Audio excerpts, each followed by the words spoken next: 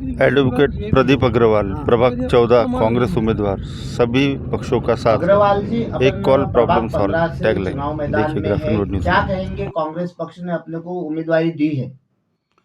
देखो, कांग्रेस ने अकेली कांग्रेस ऐसी है जिसने किसी अग्रवाल को उम्मीदवारी दी है और किसी ने अग्रवाल को उम्मीदवारी नहीं दिया है। तो कांग्रेस का मैं आभारी हूँ कि उन्होंने अग्रवाल को उम्मीदवारी दी और उन्होंने 6 बार से कारपोरेटर रहे सुनील अग्रवाल की टिकट काट दी है। तो ये तो बहुत गलत हुआ है। उन्होंने काट दी? कांग्रेस ने? बीजेपी ने 6 बार से अग्रवाल की जो कारपोरेटर रहे, 3-4 बार इंडिपेंडेंट चुन के आए, उनकी टिकट काट दी। तो ऐसा अत्याचार बीजेपी अग्रवाल के साथ करेगी तो कांग्रेस ने वहीं अग्रवाल को थामा है और वहीं अग्रवाल को टिकट दी है। तो धर्मपेट से तो आपका बहुत कड़ा मुकाबला होना है, क्योंकि यहाँ जो प्रत्याशी हैं आपके विरुद्ध विनय दानी जी, ये तो संघ के बहुत मजबूत प्रत्याशी हैं।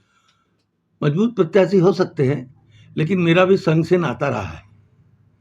मैं संघ में गया हूँ, मैंने 10 साल नमस्ते सदा वत्सले मातृभूमि किया हूँ, मेरे भी संघ में संपर्क है।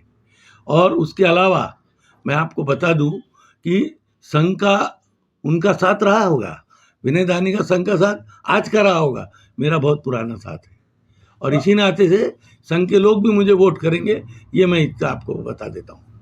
यानी आपका ऐसा कहना है कि दानी जी जो है वो सिर्फ संघ से जुड़े हैं, आप जमीन स्तर पे जनता से जुड़े हैं। कांग्रेस से भी जुड़े हैं, संघ से भी जुड़े हैं। संघ से भी जुड़े हैं, जनता से भी जुड़े हैं। और ये संभव कैसे हो सकता है कि कांग्रेस से भी जुड़े और संघ से भी जुड़े? संघ कोई राजनीतिक संगठन नहीं है भाई साहब, ये आपकी गलत सोच है।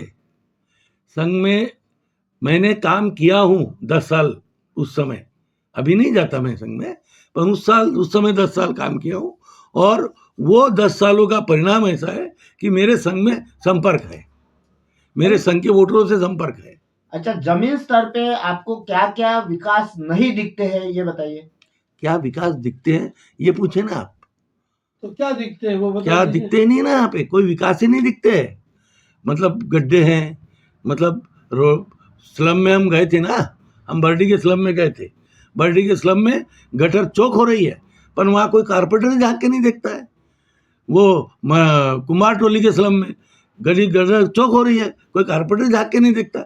उन्होंने बल्कि ये कहा हमसे कि हमारे यहाँ जो जरगर जी थे कांग्रेस के कारपोरेटर, वो आते थे, वो देखते थे, वो करते थे, वो अपने बच्चे जैसा प्रभाग को रखते थे।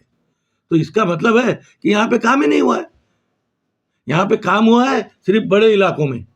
यानी आप ऐसा कहना चाहते क्या कि प्रभाग 15 जो है वो सिविल लाइन में आता है, वो सिर्फ कागजों पे दिख रहा है? नहीं, प्रभाग 15 सिविल लाइन में नहीं आता है, सिविल लाइन के बहुत निकट है, परंतु प्रभाग 15 सिविल लाइन में नहीं आता, प्रभाग 14 आता है।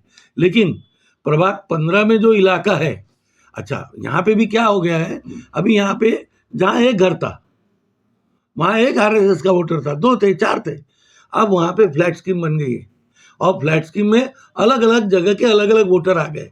कोई अग्रवाल वोटर आ गया, कोई महेश्वरी वोटर आ गया, कोई तो अलग अलग वोटर भी आ गए। तो इसीलिए ये कहना गलत है कि प्रभाग 15 ये RSS का गढ़ है। आप किस उम्मीद पे चुनाव लड़ रहे हैं? आपको किस पक्ष का आपको वोट मिल सकता है? मेरे को सभी पक्षों का वोट मिलेगा, मेरे को सभी पक्षों का वोट मिलेगा। मारवाड़ी का वोट मिलेगा, महेश्वरी का वोट मिलेगा, गुजराती का वोट मिलेगा और यहाँ पे ये सब बहुत तादाद में है। और मेरे को बुद्ध समाज का वोट मिलेगा जो मेरे बहुत करीब है। यानी आपका लगाव है बुद्ध समाज से? हाँ, बहुत लगाव है, मेरा बहुत लगाव है। मैं बुद्ध को मानता हूँ, मैं अम्बेडकर को मानता हूँ। अच्छा, अपन कारपोरेटर चुनकर आते हैं तो अपना पहला विकास का कार्य क्या रहेगा? प्राथमिकता है। अपन अगर कारपोरेटर चुन के आते हैं तो सबसे पहला विकास का काम ये रहेगा कि हम लोगों को एक नंबर शेयर करेंगे, एक नंबर शेयर करेंगे हम चारों कारपोरेटर मिलके, और उस नंबर पे एक कॉल और प्रॉब्लम सॉल्व। लोगों को क्या है, लोग इसको फ़ोन लगाएंगे, उसको फ़ोन लगाएंगे, मेरे को फ़ोन लगाएंगे, उसके बदले में एक नंबर शेयर करेंगे और उस नंबर पे एक कॉल करने वाले को उसका प्रॉब्लम सॉल्व हो जाएगा। अग्रवाल जी, ऐसा कहा जाता है कि 15 सालों से भारतीय जनता पार्टी की सरकार थी नागपुर महानगर पालिका में। हाँ, यहाँ की म्युनिसिपल कॉर्पोरेशन की जो स्कूलें हैं वो कहीं ना कहीं बंद हो रही है, बंद होती दिखाई दे रही है, बिल्कुल। इसके लिए अपन क्या करेंगे? हम उन स्कूलों को पुनर्जीवित करेंगे, हम उन स्कूलों को चलाएंगे और गरीब बच्चों को जो शिक्षा मिलती है वो मिलती रहेगी। हम प्राइवेट लोगों के हाथों में ये कॉरपोरेशन नहीं जाने देंगे।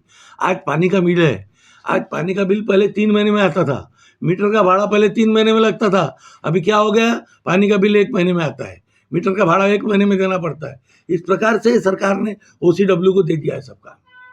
तो ये अच्छा OCW का नारा था हम 24 घंटे पानी देंगे, आज 24 घंटे पानी कहीं नहीं है, कहीं भी नहीं है।